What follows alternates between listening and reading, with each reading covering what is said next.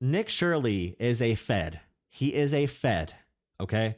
So for El Salvador, when we sent those innocent people, 9-0 Supreme Court ruling, okay, Trump Supreme Court, we sent innocent people to be tortured in gulags and in a labor camp in El Salvador. He went to El Salvador to make a propaganda video for the Trump government, okay, to try and justify that. Nick Shirley popped up there. How do you get that clearance? You work with the feds, the Trump feds. He was in Minnesota before they went and killed a bunch of American citizens for no reason. Nick Shirley also went to Minnesota to make the Trump narrative for that propaganda effort, right? And then he went to LA. Same thing. Whenever the Trump admin wants propaganda for an event, they send in Nick Shirley. He is a Fed. He is a Fed. Now he's in Cuba as Trump says he wants to take over Cuba and kill them and dominate the country. After we had a big blockade there, we killed thousands of their civilians in hospitals with no electricity, all that kind of stuff. Now Nick Shirley's in Cuba doing propaganda for the Trump admin. He is a Fed. He is a Fed. And when people talk about the fraud he found, they don't have one example. Nick is a Russian. I mean, that's possible too. But like they don't have, it's possible. They don't have one example of fraud. There is not one person involved in an investigation. There is not one person in handcuffs about the supposed fraud. He went up to daycares. He said, "Where are them kids at?" And that's all that happened. All the Republicans were like, "There's the fraud. I found the fraud." What fraud? Just like Obama's going to jail? Just like Comey's going to jail for seashell messages and shit? Yeah, bro. You're being played. All right. Depending when this comes out, or if it does, we are currently being told by Cuban intelligence here in Havana, Cuba. I came here. Yeah, it makes sense. You're a foreign government propaganda agent, of course. And all the supposed investigations that Shirley does, the independent journalist, he's with Republican operatives. He is with Republican operatives going off of state data to find the supposed fraud, right? Stuff the state already got to. And he's going to walk up and be like, "Where are them kids at? Oh, I found the fraud again. Woohoo. Send money to my security fund." I've been wanting to make a video for so long about life in communism and showing people what communism is like in a place like Cuba, for instance. Came here to make this video, and when people think about communism, they typically just think about how communism is supposed to make everything equal, whether it be the amount of money someone makes or how food's distributed and how the markets are then controlled by the government. However, something that people do not think about, including myself, is how in communism, they do not have freedom of speech. They don't have freedom of press. And therefore, they want to make sure everything that is posted or out in the world about their country is filtered or censored. So here in Cuba, as soon as I arrived into Cuba, I did everything that you need to do to come into Cuba as far as the documentations that it takes to come into Cuba. Right now, there's a big problem taking place here in Cuba, the largest humanitarian crisis they've had in maybe 50 years. And there's no oil or gas due to the blockade after Trump and the United States took over and captured Maduro. So the U.S. was also stopping Cuba from buying oil from other countries. So if they wanted to buy it from any other country, the U.S. would stop them. You can't, if you want to be an American and you want to prove that communism doesn't work, so state ownership of everything, basically, they don't really go for the whole, like, we're going to be equal thing. That's kind of utopian. They don't really go for that. There's different types of freaking communism. But if you want to say, as an American, if you want to say communism does not work, then you should stop blockading Cuba. They are not hostile to America. All right. That is long gone. We should be building relationships with them again. All right. There's no reason to be destroying their civilians for no reason. There is no reason. Let them fail. Don't blockade their oil. Don't blockade their food supplies. Don't blockade their technology. Don't stop them from sending doctors around the world. Don't sanction them. Like, if you want to prove communism fails, stop purposely hindering them, because then it seems like you are purposely stopping them and America can be the blame. You can just prove communism fails, right? Because right now they can just blame America. They can say America's cutting off all of our electricity. We have to do blackouts all the time. We only have 20% of the electricity supply we need in our country.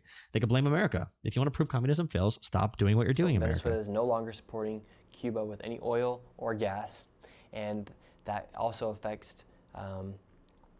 everything that Someone said, why was Biden's DOJ working with the SPLC to fund hate? Like, you people are brain dead. That's not even alleged in the indictments. Like, that's not even in there.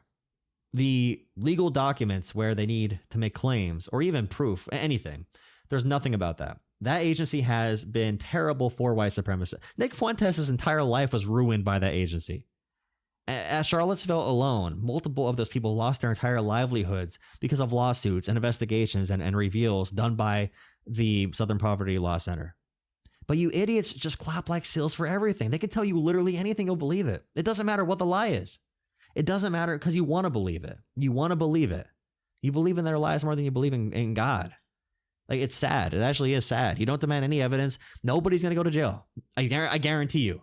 It's going to be laughed out of the courtroom. Nobody's going to go to jail. They paid money to infiltrate these hate groups. They infiltrated. They funded the hate. It's so dumb. It's so dumb.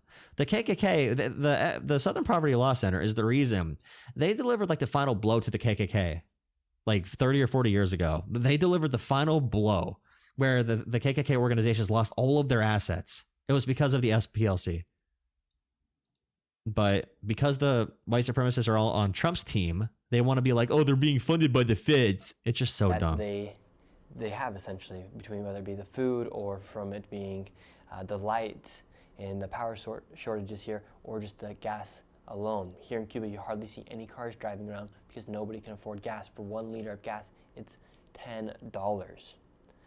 Okay, so where am I getting from here? So I go out at the airport. They seize all of my cameras. They seize both my GoPros, my Meta glasses. These are not my Meta glasses. All my microphones. However, the only thing they don't take is my iPhone camera. That's what I'm filming this on right now. They don't take my iPhone camera, and somehow they didn't get this microphone that was in the very, very bottom of my backpack. So we get out and we go start to make the video asking Cubans about life in communism, showing what's going on with the blockade, showing kind of the downfall of. You think North Korea is communist? Authoritarianism is going to look similar. So when they say Hitler is left-wing because more government, whether it's a left-wing or right-wing authoritarianism, you're going to see the same characteristics. There's going to be state repression. It's going to be a security state. It's going to be, no free speech, whether it's a left-wing or right-wing. So Stalin is a left-wing authoritarian. Hitler was a right-wing authoritarian. Right now, the communism in North Korea is just a full propaganda state. Like, they have no access to the outside world. Like, nobody there does. It's a big cult. It's scary how they do it. But like, these things are not defined by their ideology wholesale. It's really just like, what flavor of authoritarianism is it? And how did they get there? What propaganda let them get there? So with Hitler, he was able to make an authoritarian state because he railed. The number one reason Hitler could is, he did rail about the Jews, and the Great Replacement theory. Conservatives talk about today in America with immigrants. Hitler talked about that with the Jews replacing like national blood and soil Germans. Hitler and Mein Kampf and he hated socialists. He called himself a national socialist because he's really a nationalist, but he wanted the propaganda of being called a socialist because they were more popular at the time. And he writes about this as well. But his main thing was being anti-multicultural. Hitler's main thing was being anti-multiculturalism. And think about today in America, which political party rails against multiculturalism? That was the main way that the Nazi Party was able to gain isolated power in America, with their goal being a homogenous society with only one kind of race, one kind of culture, and a full-on state based on that. Now Stalin was able to get power with left-wing propaganda and a promise of socialism and a promise of state ownership being better for the people. So Hitler was able to say that we can reject multiculturalism, have only our white, perfect blood and soil Germans. We're going to have that utopia. Then he became a dictator. And then Stalin was able to do it on the left, pretty much. But it's just so crazy. Charlottesville was a psyop. The people who did Charlottesville. Okay. Of Cuba. One sec, I'm working on getting this out. You appreciate Nick Shirley's avid curiosity. Nick Shirley did prank videos. He was trying to be famous as a prank video person, but he realized his pranks weren't funny and they weren't fooling anybody. Like when he did the fake setup, so he became a right wing like shock, fake journalist. Provocateur, right? So Nick Shirley is a full-on propaganda agent. He is dumb, but he's like a reality TV star who's too ugly to like do that and too dumb to do reality TV. So this is what he's doing. He's just like, I did the FWAD. I did the FWAD. I found the FWAD guys. Like that's all he does now. Right now, we're currently planning our escape route out of Cuba right now. So had to respond to take a message to get out of here somehow. So we go out into the streets and we start filming this video. We're showing people what life is like in Cuba right now, how there's hardly any cars out in the streets. The buildings are like crumbling essentially. All the university is destroyed, the University of Cuba. There's hardly any food out for the people, and just the mass poverty that's taking place, and asking people about things such as communism, what life is like in Cuba.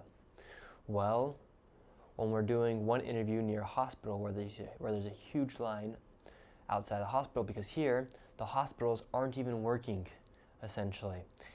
The lines are taking forever, and with their hospital and the government controlling the hospital, that also affects the power. So right now you currently have surgeons doing operations with flashlights. Yeah, but that's America's doing that. Like America's doing that. Per day, it's estimated that Cuba, because of America's sanctions, Cuba's losing around like $20 million a day, I think. $10 to $20 million a day because of American embargoes.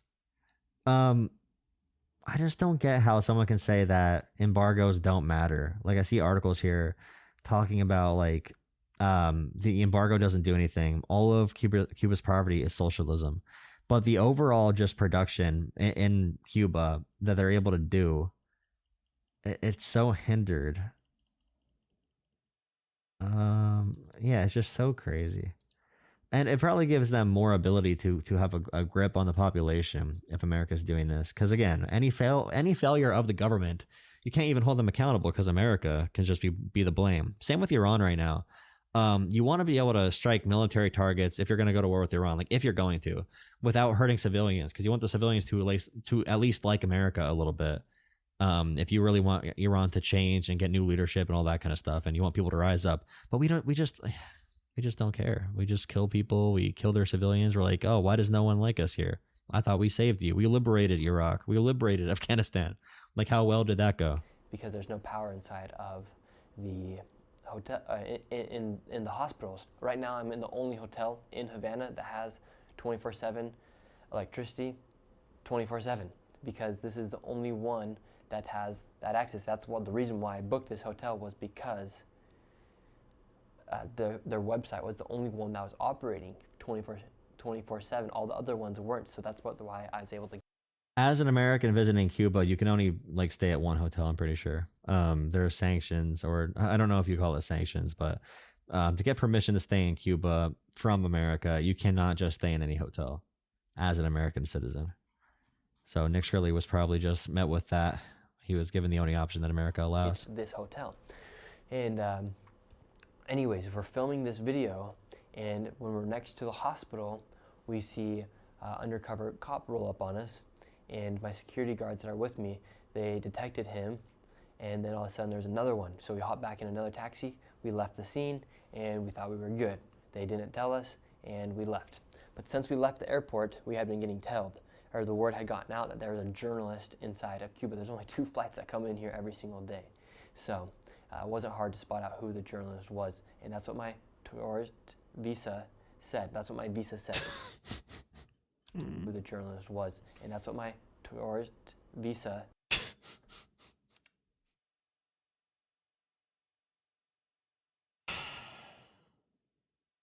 It wasn't hard to spot out who the journalist was, and that's what my tourist visa. My 2 flights that come in here every single day.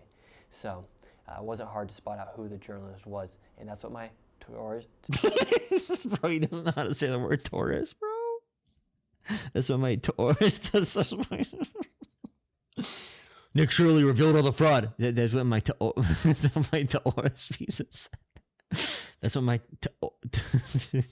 that's what my tourist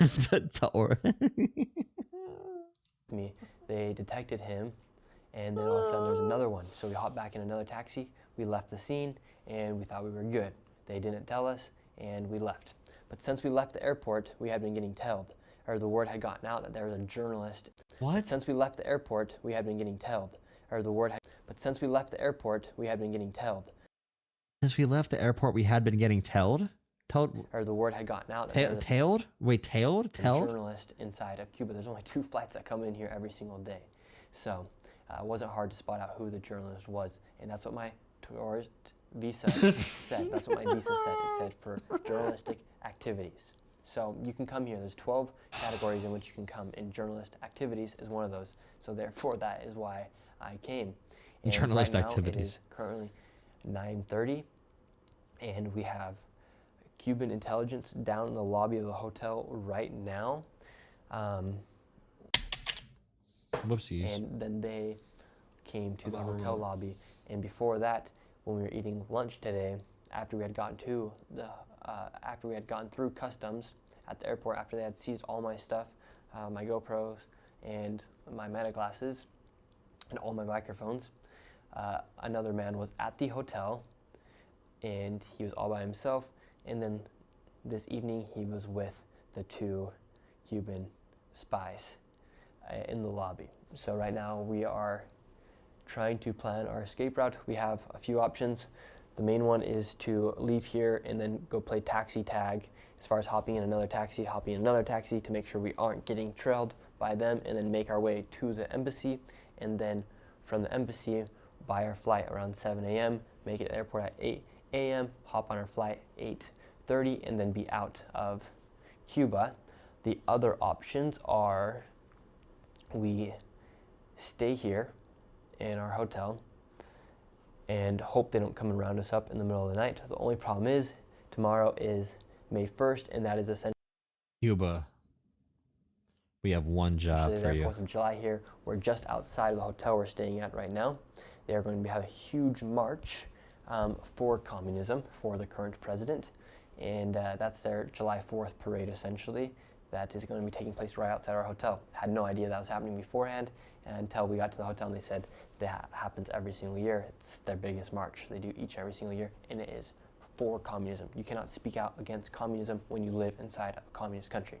Last time that happened in 2021 here in Cuba, lots of people were arrested, and it was not good. And the other times that happened were, I believe, like the 1960s. So communism does not allow the truth to be told. In fact, it just censors what people can do. And right now they are literally trying to kidnap and detain me and my 2 security guards that are here with me right now from leaving Cuba. And we're trying to do everything we can to somehow do something with this footage. And so if this video does make it out into the world, I have either been kidnapped or I am safe. If it's after May 1st, I am. Cool. Please drop, like, follow, subscribe. Thank you for watching. Nick Shirley, our government's best propaganda. How did he get into the maximum security prison in El Salvador for a photo shoot? Weird, bro. He must have sent some emails, bro. It's that easy. It's that easy.